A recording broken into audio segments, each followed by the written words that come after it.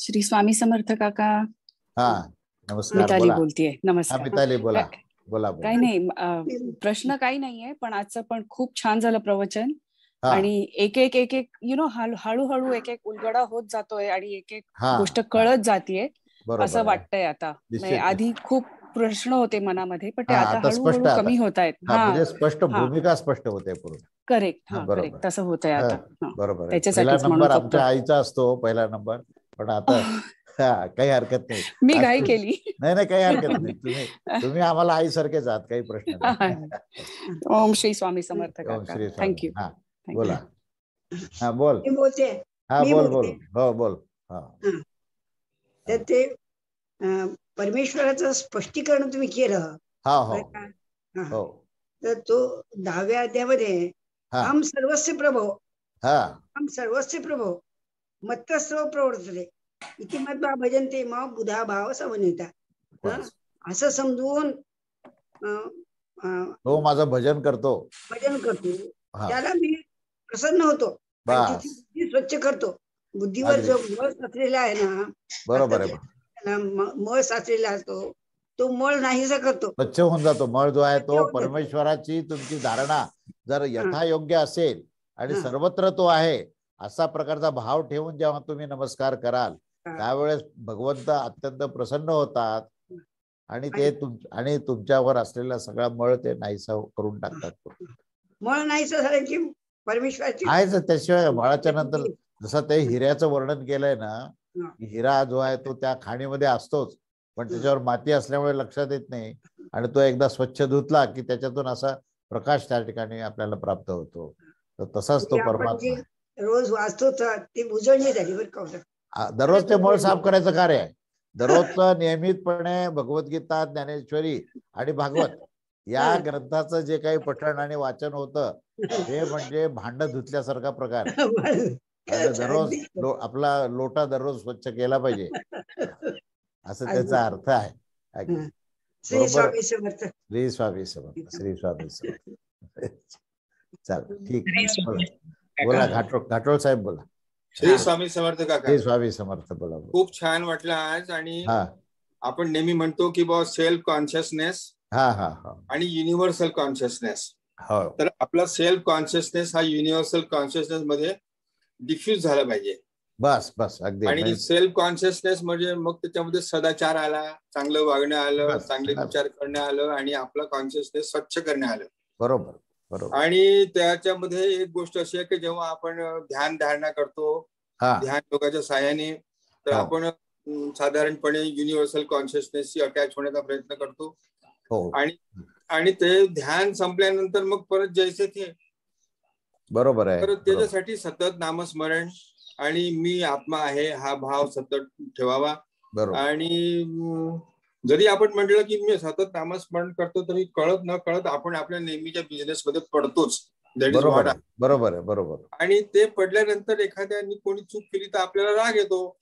तर तसा काही राग फारसा यायची गरज नाहीये. हो असं म्हणजे अगदी बरोबर आहे. कोणी काहीतरी काय किंवा माझं सुद्धा दुसऱ्याला कशाला म्हणायचं माझं चुक आहे. प्रत्येकाला आपल्या निरपेक्ष अस्तित्वाची जर जाणीव ठेवली आपण तर तोच आत्मभाव आहे. म्हणजे अगदी सोपा आत्मभाव कसा करायचा. कारण म्हणजे ध्यानयोग संपला की पुन्हा देहभावावर आला आणि देहभाव आल्यावर आत्मस्थिती आपली विस्मरणात गेली.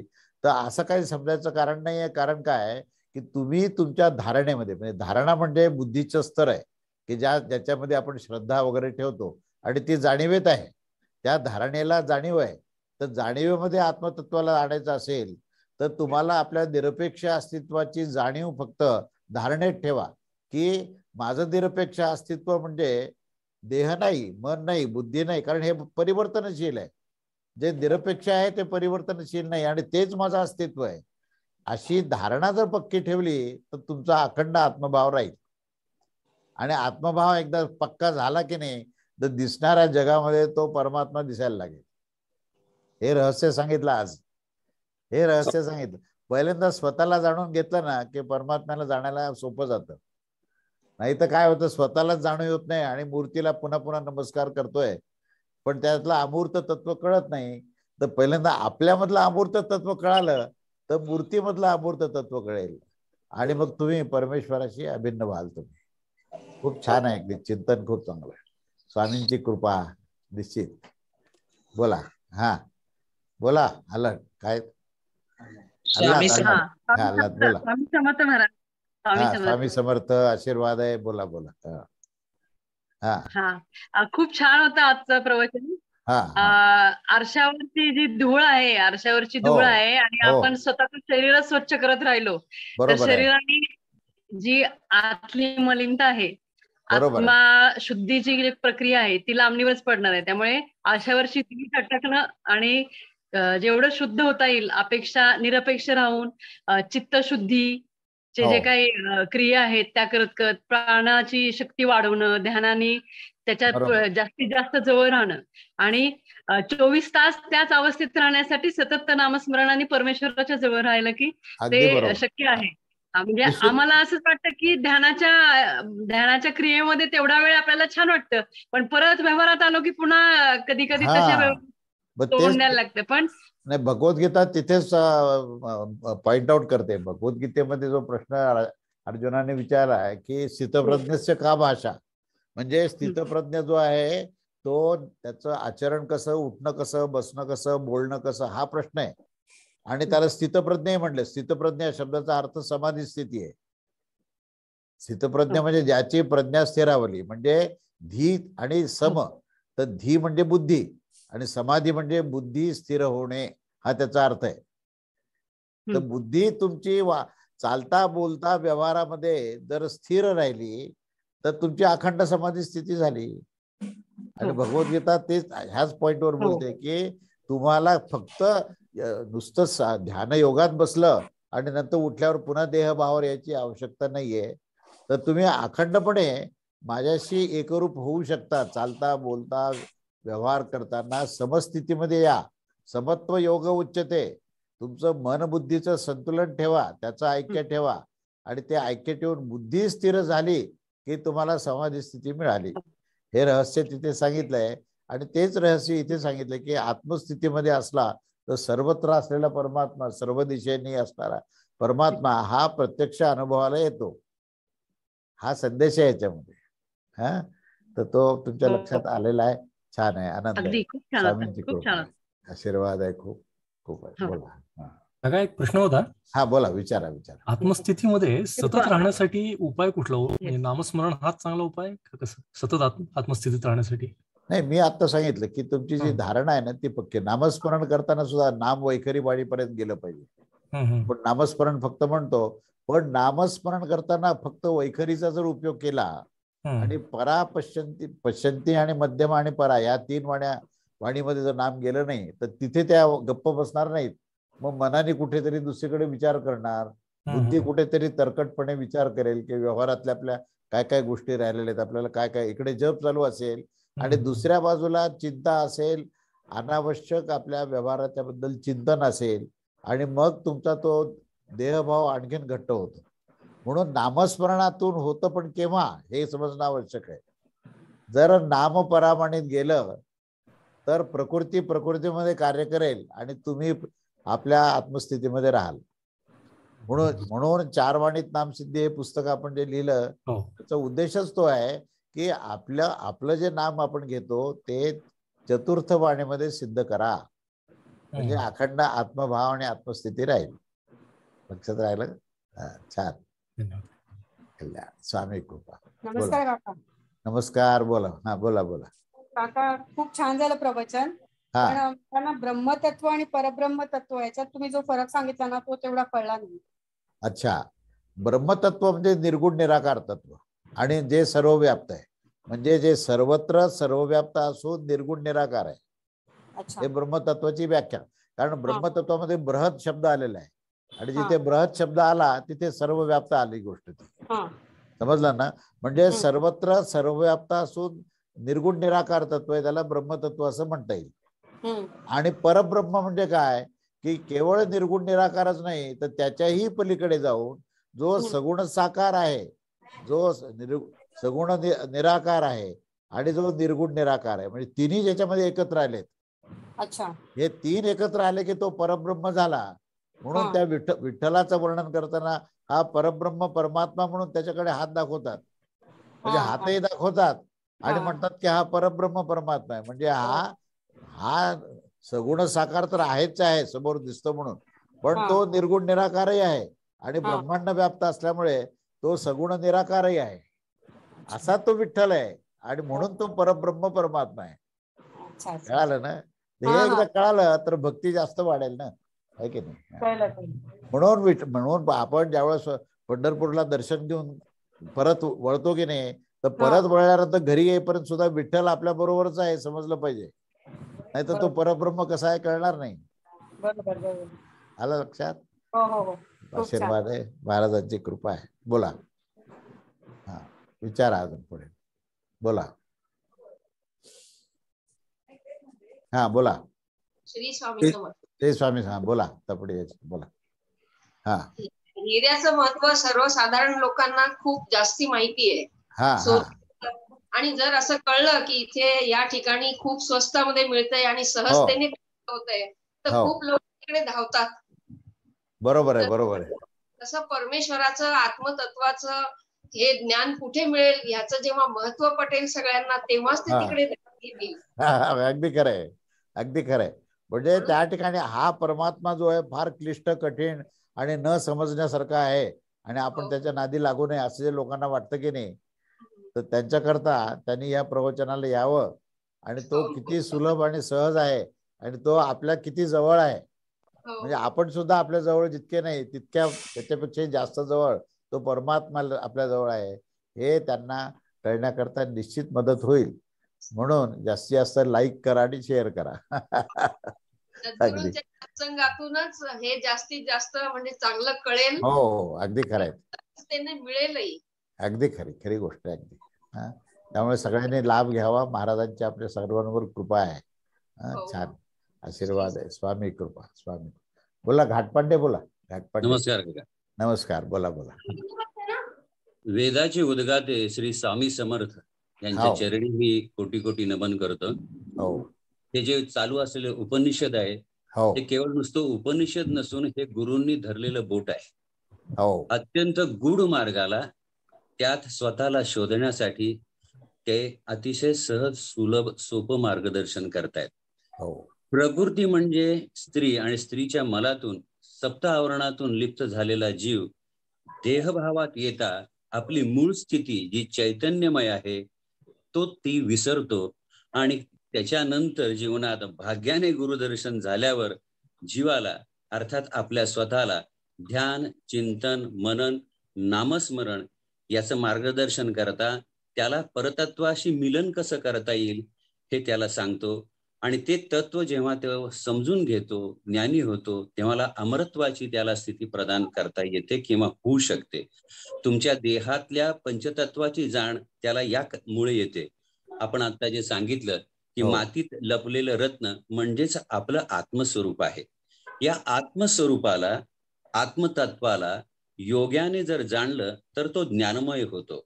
त्याला प्रकृतीचे विकार होत नाहीत, आधिव्याधी होत नाहीत. त्याची दृष्टी ब्रह्माकार होते आणि ब्रह्मतत्वाशी तो एकरूप झाला की त्याला सर्वत्र व्याप्त असलेल्या परमात्म्याचा प्रत्यय येतो आणि ते त्याला जाणवू लागतं.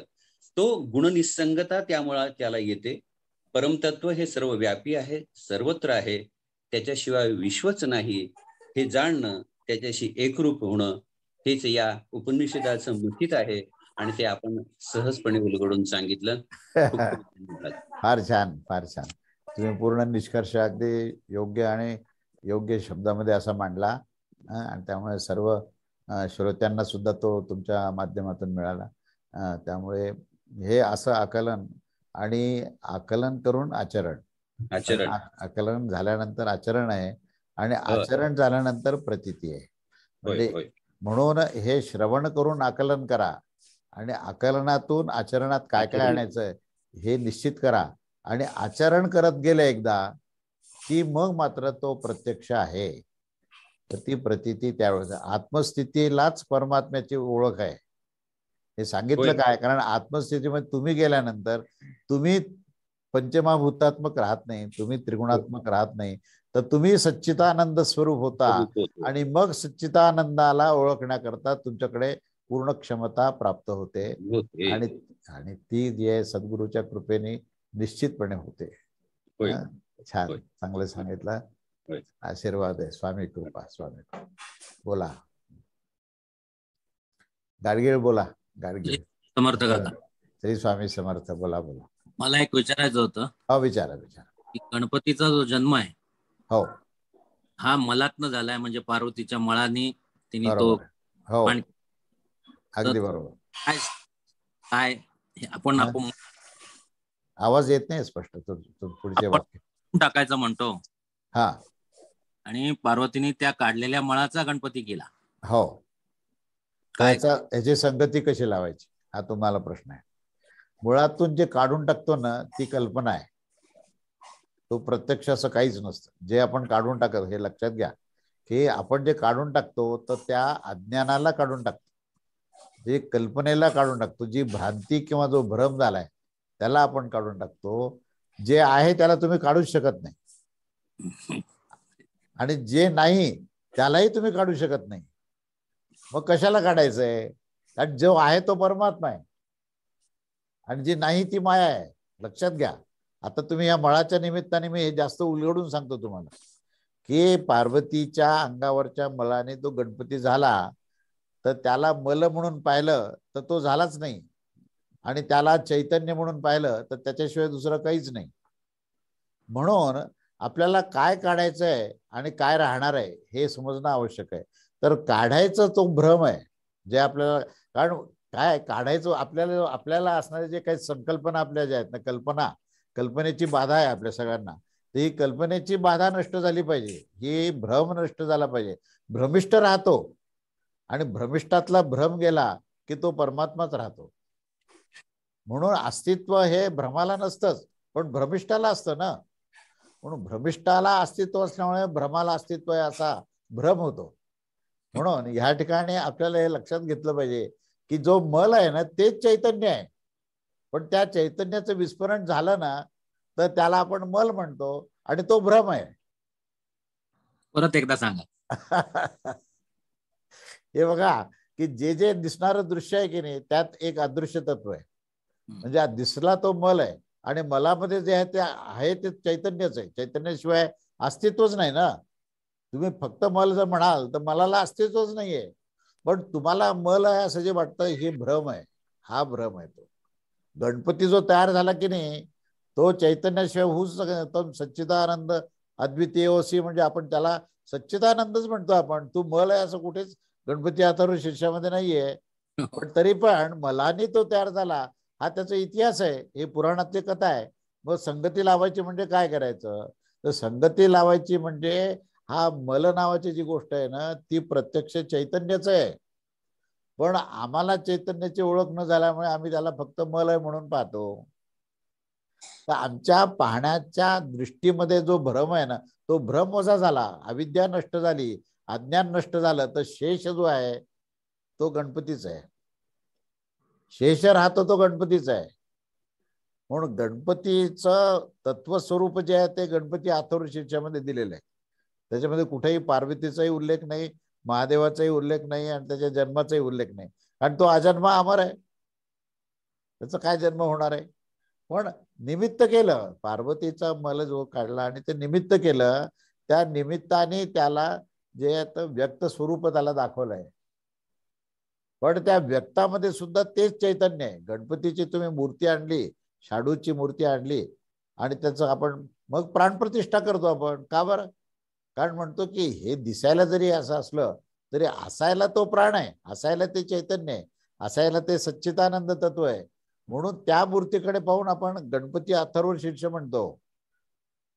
त्याच्याकडे पाहताना आपण काय म्हणतो की तू अमुक अमुक अशा देहाचा आहे, अशी सोंड आहे, असे तुझे कान आहेत, असं अजिबात म्हणत नाही.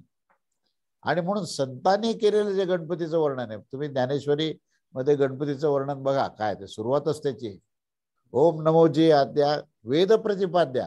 आता हे म्हणतात तू आद्या म्हणजे अनादी अनंत आहे असं सांगताना वेदाचं प्रतिपादन ज्याच्याबद्दल केलेलं आहे ते तू आहेस.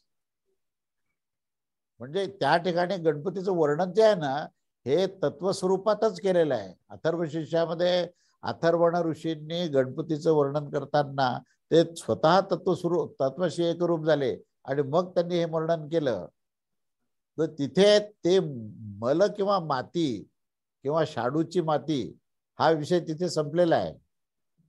हा निमित्त मात्र समोर मूर्ती ठेवण्याकरता ठेवला आहे, पण त्याच्यानंतर तिथे आपण प्राणप्रतिष्ठा केली, चैतन्याची प्रस्थापना, कारण आपल्याकरता आवश्यक आहे, त्यात आहेच आहे ती. म्हणून जिथे जिथे आपण मल पाहू ना तिथे तिथे निर्मल तत्व आहे. जिथे मलाला पाहाल ना ते तिथे निर्मल आहे, म्हणजे ते मल नाहीच तर ते चैतन्यच आहे. ही भूमिका घेतली की आपली आशंका फिटेल. मग सेवा करायला सगळ्यांना, कोणाला कोणी छोटा कोणी मोठा काही वाटणार नाही, काहीच वाटणार नाही. लहान मोठा कशा, अगदी बरोबर आहे. काय हा तो मोठा माणूस आहे म्हणून त्याला संधी मिळाली, आम्ही लहान असल्यामुळे मिळाली नाही. अरे बसल्या बसल्या नाम घे ना, तिथे सेवा झाले ना, तुला उठायची सुद्धा गरज नाहीये. पण माणसं काय म्हणतात, नाही अमुक प्रकारचं काम हाताने झालं ना मग आम्ही धन्य झालो.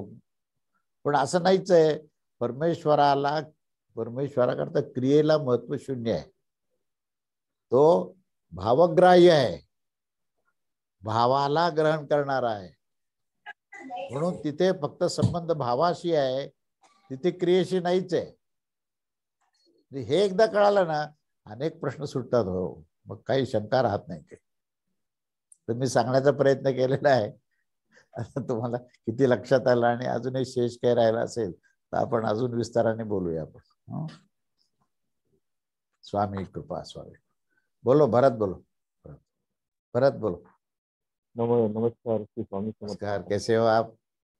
ठीक हूँ. तो ये आपका एक्सपीरियंस, जब भाव मल में डाल दिया तो मल का भी गणपति होता है. बस वही है ना, गणपति तो भाव से मिलते हैं. वो तो थोड़ी है कि भाई तुम्हें इतना बड़ा है इतना छोटा है. लाल बाग का गणपति इतना बड़ा है तो थोड़ी भाव बड़ा हो जाएगा. भाव अंतरंग में होगा तो वहीं गणपति है. तब मूलाधार स्थितोसि नित्यम, उसका वर्णन करते ने क्या बोला है, मूलाधार स्थितोसि नित्यम. तो नित्यम बोला है, ये थोड़ी विसर्जन करने वाला गणपति है. बिल्कुल. तब मूलाधार स्थित, तुम्हारा जो मूल आधार जो है षट चक्र का, वो आधार ही गणपति है. और वहां पे तुम अखंडता से वहां पे स्थिर हो. यही तो है ना, उसका रहस्य तो बताया. पूरा रहस्य गणपति अथर्वशीर्षा अगर आप पढ़ेंगे, उसका एक एक शब्द का अर्थ अगर समझेंगे ना तो गणपति क्या है समझ में आएगा. उसको सिर्फ क्या है, मंत्र पढ़ने के लिए सिर्फ उसको पाठांतर करते और बोलते हैं तो ये नहीं चलेगा. ये हमको उसका तत्व अर्थ समझना आवश्यक, उसका रहस्य समझना आवश्यक. आप तत्व रहस्य से मेरे को याद है, साइंटिफिक लेवल पे हम लोग, साइंटिफिक है तत्व रहस्य, साइंटिफिक होता है. जो घूमता फिरता है ना, हम लोग को लगता है कि वही तत्व में मतलब जिंदा है.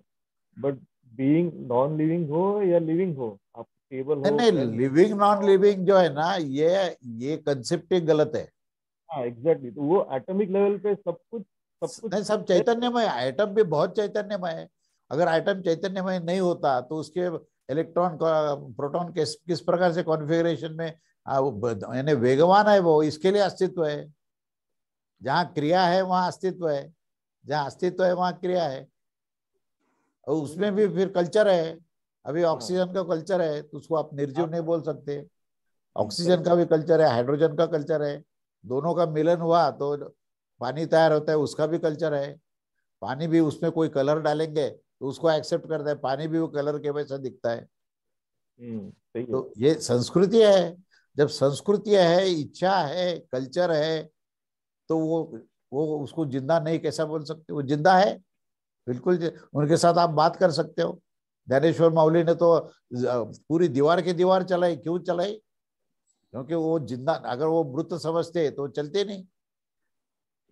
तो everything is living being, everything is energy, everything is in the wave form. दिखने के लिए दिख रहा है पदार्थ, मैटर. अभी मैटर एंड वेव के बारे में मैं ये सिद्धांत कहना चाहता हूं कि everything is energy end everything is wave end everything is भगवान. आपकी दृष्टि कैसे है उसके ऊपर आपका अंडरस्टैंडिंग है। एग्जैक्टली ये अंडरस्टैंडिंग आना ही आपको जो आत्म स्वरूप की तरफ जो लेके जाता है ना, वो बहुत इम्पोर्टेंट। बाकी आप कितना भजन कीर्तन करो, ये करो, क्रिया, जैसे आपने करेक्ट बोला, क्रिया आपको कभी लेके नहीं जाएगा वहां पर। जब क्रिया को ग्राह्य करते ही नहीं ना। भगवान जो है वो बोलते हैं अरे क्रिया क्रिया क्या है, तुम अष्टगंध लगाओ, ये लगाओ, सब कुछ करो, लेकिन भाव अगर नहीं होगा तो स्वामी जी ने एक बार मुझे, मैं पूजा कर रहा था अक्कलकोट में, तो एकाएक बोले कि अरे मुझे बहुत दुर्गंध आ रहा है। बोले क्या हो गया स्वामी जी, क्यों दुर्गंध आ रहा है? बोले तुम्हारे साइड में बैठा हुआ जो भक्त है ना, वो अष्टगंध की जो बॉटल पूरी डाल दी है मेरे समाधि पर, और वो बोल रहा है कि मैंने इतने रुपए की बॉटल डाली है, तो उसमें जो अहंकार आया ना, उसका दुर्गंध आ रहा है मुझे। तो मटेरियल को रिसीव नहीं करते हैं। मटेरियल ये बहुत दुर्यम है। जो भाव होता है ना, भाव का ही संबंध हम भगवान के साथ जोड़ सकते हैं। ये तो मटेरियल वगैरह जो है वो तो ठीक है, हमारे मन की शुद्धि के लिए समझो। नहीं, वो क्यों करेंगे? वो खुद ही वो है ना, जो और क्या, खुद ही वो है, तो वो क्यों रिसीव करेंगे? जो उनके पास नहीं है वो भाव है, वो जिसके लिए हमको बनाया। बस भाव से ही जोड़ा जा सकता है, बस एक सिद्धांत ही बस। तो भाव अंतःकरण में रखे तो सारे जनता का कल्याण हो जाएगा। बस आप अपने घर बैठे बैठे भी आप बोलेंगे कि सब जगत का कल्याण हो जाए, बस इतना बोले तो भी वो कल्याण की प्रक्रिया शुरू हो जाती। और क्या चाहिए? बहुत आनंद है स्वामी, पूरा आवाज दिया है, बहुत नॉलेज दिया है, आपके बाकी से बहुत मिल रहा है। तो कृतज्ञ, तो आनंद, आशीर्वाद रहे। बहुत आनंद है, स्वामी कृपा। स्वामी बोला दमयंती, बोला दादा। मागे तुम्ही सांगितलं होतं की जे पार्थिव शरीर आहे ते पण पूर्ण परमात्मा आहे आणि ब्रह्मांड आहे ते। हो, अगदी बरोबर आहे, अगदी बरोबर। आणि सगळीकडे मला वाटतं हे सगळे देवाची सगळी स्टोरी आहे, पण सगळे काही ब्रह्मांडच आहे। अगदी बरोबर सांगितलं तुम्ही। अहो, हे जे वेगवेगळे देव आहेत ना, ते आपण आपल्या सोयीकरता केलेले आहेत। बाकी सगळ्या देवांना एक ब्रह्मतत्वात पाहिलं तर तुम्ही ज्ञानाच्या स्थितीत गेले। तुम्ही ज्ञानाच्या स्थितीत केव्हा जाणार? ज्यावेळेस सगळे भेद संपतील तेव्हा। आता हे गणपती, लक्ष्मी, विष्णू, त्यानंतर असं हे वेगवेगळे आपण नावं जे दिले की नाही, तर ह्या नावं दिल्यामुळे काय झालं माहिती का, की आपण त्याच्यामध्ये भेद निर्माण केले ना। पण हे सगळ्यामध्ये एकच गुणातीत तत्व पाहिलं, निर्गुण निराकार तत्व, एकच ब्रह्मतत्व पाहिलं ना, तर तुम्ही ज्ञान स्वरूपात गेले आणि त्याच्याशी एकरूप झाले की तुम्ही भक्ती स्वरूपात गेले। जे ज्ञान आहे ना तिथेच भक्ती आहे, आणि जिथे भक्ती आहे आणि जिथे भक्ती आहे त्या भक्तीच्या आश्रयालाच ज्ञान टिकून राहतं। म्हणजे गणपती पूर्ण चैतन्य, पूर्ण ब्रह्मांड, बस सगळे देवी देवता तसेच आहेत। हे समजलं ना की सगळं समजलं, मग काही नाही। फक्त एवढंच आहे की ते अपपर भाव आहे जे आपण लोकांना एकदम प्रॅक्टिकली नाही करत जवळ। नाही, प्रॅक्टिकली करायचे काही नाही। भाव मी सांगितलं ना, भाव समोरच्या व्यक्तीबद्दल त्याचं कल्याण व्हावं आणि त्याचं उत्तमच व्हावं, हा जो भाव ठेवला की नाही, ती झाली एकरूपता। बस ती एकरूपता म्हणजे तुम्हाला फिजिकल एकरूपता करण्याची गरज, आणि ते होणारही नाही कधीच। ती एकरूपता म्हणजे फक्त भावानेच होऊ शकते। आलं लक्षात? श्री स्वामी समर्थ, आशीर्वाद। बोला शिवाजी पाटील, बोला शिवाजी पाटील, गेले वाटत। बोला श्रीराम, बोला। साष्टांग नमस्कार। हो, आशीर्वाद आहे, खूप आशीर्वाद। खूप छान वाटलं काका आजचं ऐकून। आनंद आहे। आणि आतापर्यंत जेवढं ऐकलं तेवढं तुमच्या एका उदाहरणातून ऐकलं, ते स्वामी समर्थाचं पूजेच्या वेळेस जे अष्टगंध वापरलं, कळालं का आहे ते सगळं। आशीर्वाद आहे, स्वामी कृपा। मन निर्मळ असेल तर सगळे भाव उत्पन्न होतात। मग भेद हा सगळा मनाचा विषय आहे। मन निर्मळ असेल तर कशाचा भेद आहे? काहीच। श्री स्वामी आशीर्वाद, सगळं लक्षात आलं। श्री स्वामी समर्थ, श्री स्वामी। बोला शिवाजी पाटील, बोला शिवाजी पाटील, मागे गेले होते। अजून कोण बोलणार आहे? बोला। स्वामी समर्थ काका। स्वामी समर्थ, बोला। खूप छान वाटलं, खूप उदाहरणांमुळे नंतर त्याचे प्रश्नोत्तर असतात ना, त्याच्यामुळे आणखीन जास्त क्लिअर होतं. अगदी महाराजांची कृपा आहे, खूप छान. अगदी चला, आशीर्वाद आहे. श्री स्वामी समर्थ. श्री स्वामी समर्थ. श्री स्वामी. हा बोला. खूप बरं वाटलं. काल भागवतात तेच वाचत होते, तेच वाचलं आणि आज तुमच्याकडनं तेच ऐकलं. इतकं बरं वाटलं, म्हणजे ते समजत नाही. खरंय खरंय. अगदी ज्ञान जे आहे सर्वत्र एकच असतं. कोणताही ग्रंथ घ्या किंवा कोणती साधनेचा मार्ग घ्या, शेवटी सगळ्याचा जो काही अंतिम जो प्रवास आहे तो त्या परब्रह्म परमेश्वरातच येऊन मिळतो.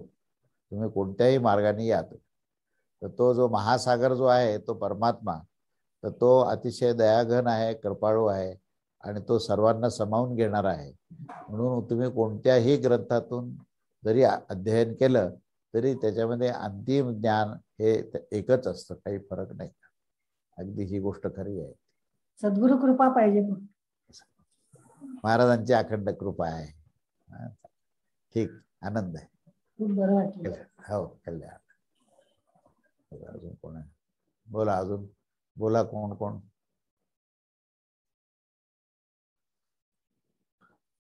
हा बोला. ओंकार कुळेकर बोला. ओंकार कुळेकर बोला. आशीर्वाद आहे. प्रणाम. श्री स्वामी समर्थ. आज खूपच छान प्रवचन झालं. गुरुतत्वावर किंवा युनिव्हर्स बद्दल सगळी टोटल काय आहे ते बरोबर आहे, अधिकची माहिती मिळाली. छान झालं. खूप आशीर्वाद आहे. असं श्रवण करा, आनंद घ्या. बोला शिवाजी पाटील बोला. शिवाजी पाटील बोला. बोला शिवाजी बोला. हा काका, नमस्कार. नमस्कार, कसे आहेत तुम्ही? आशीर्वाद आहे. ठीक आहे काका. छान वाटलं. एक मिनिट सर काका, मी एक ह्याच्यामध्ये येतो. हो. मला एक फोन आला होता, त्यामुळे मला बोलायला काही हरकत नाही. काही प्रश्न नाही. बोला. हा नमस्कार काका. ऐकलं मला परब्रह्म परमात्म्यापर्यंत कसं जायचं किंवा काय करायचं हे मार्गदर्शन मिळालं. त्या मार्गदर्शनाप्रमाणे आम्ही तुमच्या आशीर्वादाने तिथपर्यंत पोहोचायचा प्रयत्न करतो. हो, निश्चित होणार. काही प्रश्न नाही. अगदी शेवटी तो जो शाश्वत आनंद आहे, तो शाश्वत आनंद तुम्हा सर्वांना नक्की मिळणार, निश्चित मिळणार. अगदी काहीच प्रश्न नाही. हा, चालेल. स्वामी समर्थ. श्री स्वामी समर्थ. श्री स्वामी समर्थ. बोला. अजून कोण आहे? लिंगायत. नमस्कार प्रवीण. प्रवीण बोला. काका, तुम्ही बोलताना असं वाटतं की एकदम सोपं आहे तो कॉन्सेप्ट, पण ऍक्च्युली तो नाहीये. तुम्ही आम्हाला सोपं करून दाखवतात, कारण ए पॉइंट वरून सी पॉइंट पर्यंत जाण्याचा मार्ग सांगतायत. पण आपला बी पार्ट आहे तो आपला स्वतःला सेल्फ स्टडी करून आणि नंतर सत्संग करून आपल्याला वी हॅव टू गाठायची आहे. फॉर एक्झाम्पल 2:13 13व्या श्लोकामध्ये ते म्हणतात ना की त्यांचं शरीर एकदम लाईट होतो, त्यांना व्याधी वगैरे, डेथ वगैरे होत नाही. तर आणि म्हणजे क्लिअर कॉम्प्लेक्शन वगैरे होतं, सुंदर वगैरे होतात म्हणे. बट ओके, तो कॉन्सेप्ट आहे, बट त्याचा खोल अर्थ असा आहे, ऍटलिस्ट मला जेवढं कळलं की आपण फॉर एक्झाम्पल लाईट आहे म्हणजे त्याचं म्हणजे जेवण इट्स व्हेरी लाईट आहे. म्हणजे is not hugging too much and all that, म्हणजे जास्त तू जेवत कर नाही. पण का? कारण आता इफ यू थिंक डीपली की कारण मी जेवताना आय फील की मी जेवतोय, हा माझा आवडता डिश आहे, तर ते मी आणि माझंच ते धूळ आहे, विच इन द 2:14 मध्ये पण सांगितलंय, तो धूळ लावलाय. त्यामुळे मी जेवताना एकदम माझं जेवण एकदम हेवी होतो आणि म्हणून हा कॉन्सेप्ट मिस झालाय माझा. अगदी खरं आहे ते.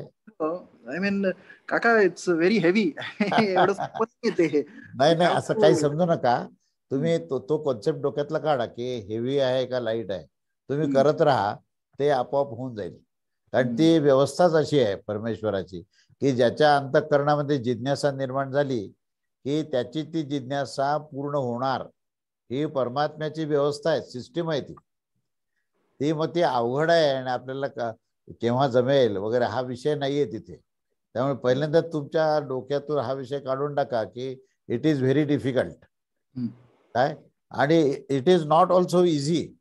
पण हेही सांगतो मी, पण इझी नाही म्हणून तो डिफिकल्ट आहे असं पण आपल्याला म्हणता येणार नाही.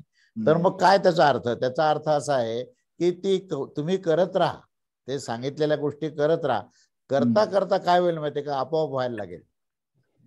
करत राहा करताना होत राहील आणि नंतर आपोआप होत राहील.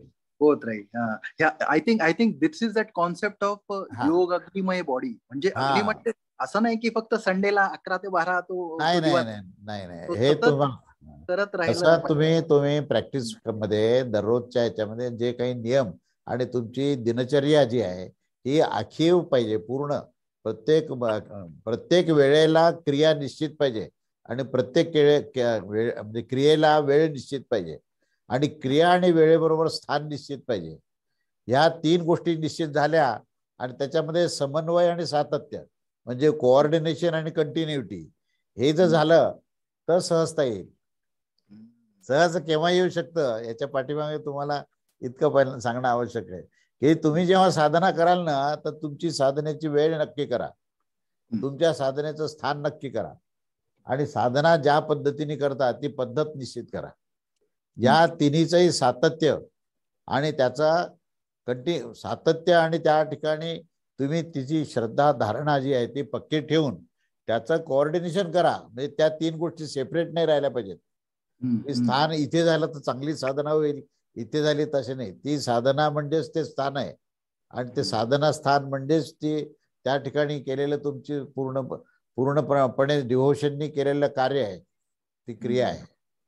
या तिघांचा समन्वय, मी काय म्हणतो शब्द लक्षात घ्या, या तिघांचा समन्वय आणि सातत्य, कोऑर्डिनेशन अँड कंटिन्युटी, ह्या 3 गोष्टी जेव्हा झाल्या ना तर समजा की तुमचा नियम सिद्ध झाला. आणि नियम सिद्ध झाला की परमात्म्याच्या व्यवस्थेत तुम्ही बसला. जसं एअरप्लेन मध्ये तुम्ही जाईपर्यंत तुम्हाला शेवटी शिड्या पण चढावं लागतात, शिड्या चढून तुमची सीट कुठे आहे ते पाहावे लागते आणि एकदा सीट पाहून नंतर बेल्ट लावून घेतला पूर्ण की नंतर तुम्हाला करायची गरज आहे. आणि ज्यावेळेस करायची गरज नाही ना तेव्हाच तुम्ही जास्त वेगात असता. करत असताना तुमचा काहीच वेग नसतो. म्हणजे आपला जो कर्म असतो तो फक्त आपण आपल्या घरापासून तिथपर्यंत जायचं, नंतर पुढे करायचं तुमचा हिशेबच नाही ना. आणि तेव्हाच तर खरं अंतर तुम्ही गाठता, तेव्हा तुमचा डायनामिझम खऱ्या अर्थाने होतो. But that status is a dynamic equilibrium. पण तेव्हा कळलं नव्हतं तेवढं. आता कळालं ना तुम्हाला. आणि मग तुम्ही स्वयंभू व्यवस्थेमध्ये बसले, मग तुम्ही बेंगलोरहून दिल्लीला चालले तुम्ही, बरोबर नाही का? नाही तर चालत जायचं ठरवलं तर तुम्ही आता जसं म्हणाला फार कठीण आहे. कारण मी स्वतः म्हणजे तुम्ही बेंगलोरहून दिल्लीला चालत निघाले ना तर महात्मा गांधी असलं तर ठीक आहे, नसलं तर काय करायचं? समजलं का? आता कठीण कशा करता म्हणाले ते मी तुम्हाला पॉइंट आउट केलं. येस हे तुम्ही नियमात सिद्ध व्हा, करत राहा, होत राहील, करत राहा, होत राहील. हे जे म्हटलं की नाही त्याचा अर्थ कळाला का तुम्हाला?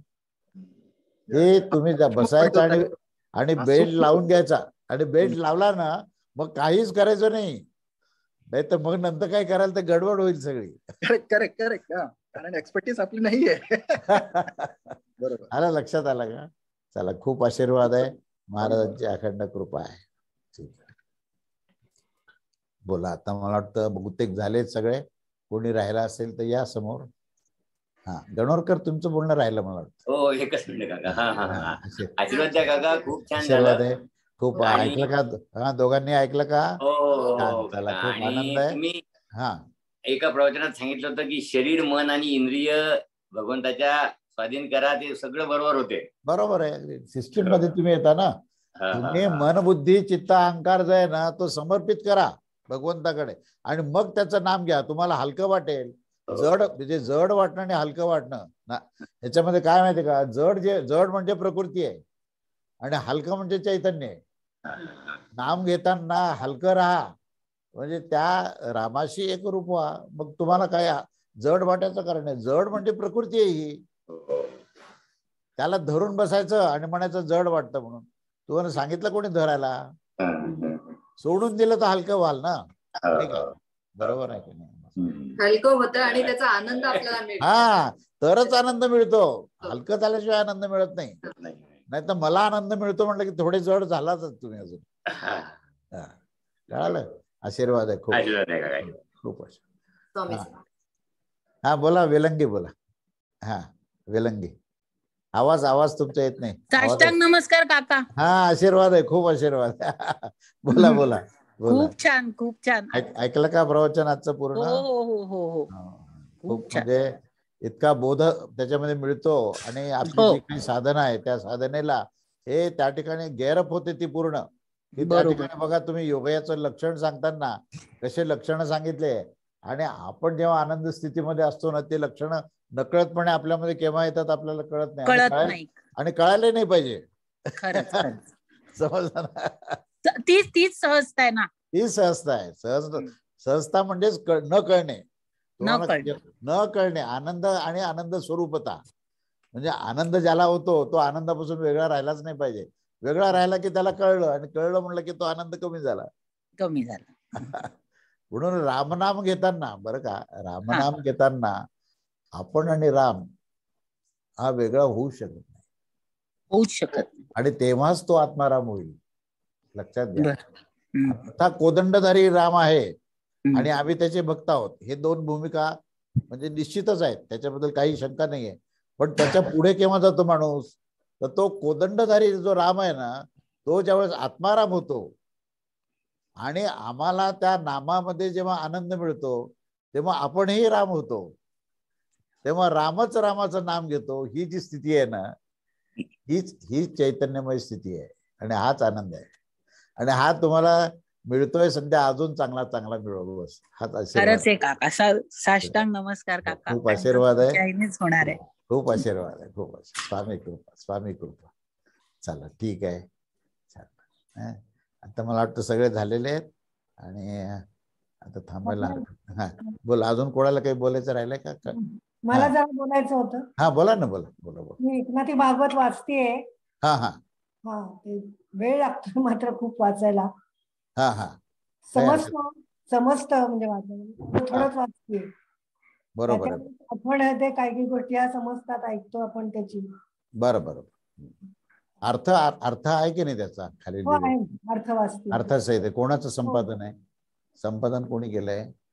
एकनाथी भागवत. कोणी लिहिलाय तो ग्रंथ? कारण 2-3 लेखक आहेत तिकडे. बापट. चांगलं छान. विष्णू हरी ना असं काहीतरी नाव आहे. विष्णू वामन बापट. विष्णू वामन. बरोबर. विष्णू वामन. रोज 150 किंवा 200 ओव्यातच जेमतेम होतात. नाही काही थोडं करा. पण जे करतायत ते व्यवस्थित करा. काय त्याचा कायमस्वरूपी आपल्यावर इथे त्याचं इम्प्रेशन राहायला पाहिजे. त्याचा परिणाम राहायला पाहिजे. सध्या मनावरती वाचतेय ते सारखी आठवण येते. आणखी ज्या आपण त्यामध्ये ज्या चर्चा होतात नाही खरंय. तेवढ्या माझ्या डोक्यात राहत नाही. तसं फक्त एक वाटत काही नाही. बघा काय राहतं काय राहत नाही याचा विचार सोडून द्या. तुम्हाला एक सांगतो की आपण प्रत्येक वेळी आपल्याला काय मिळालं काय नाही मिळालं हा विचार करायचीच गरज नाही. कारण आपलं वेगळं अस्तित्वच नाही म्हटल्यानंतर त्याचा विचार काय करायचा आहे? आपल्याला परमेश्वराशी एकरूप व्हायचंय. मला सांगा तुम्ही परमेश्वराशी ज्यावेळेस एकरूप राहाल त्यावेळेस तुम्हाला काय मिळालं हा विचार राहतो का? नाही. हा विचार करायचाच कशाला ना. आपण त्याच्याशी एकरूप व्हायचं. याच्या पलीकडे दुसरा विषय नाही आपल्याला. मग आपल्याला काय प्राप्त झालं? आपल्याला योग किती सिद्ध झाला? आपल्यामध्ये किती भक्ती आली? म्हणजे आपण आलोच की नाही.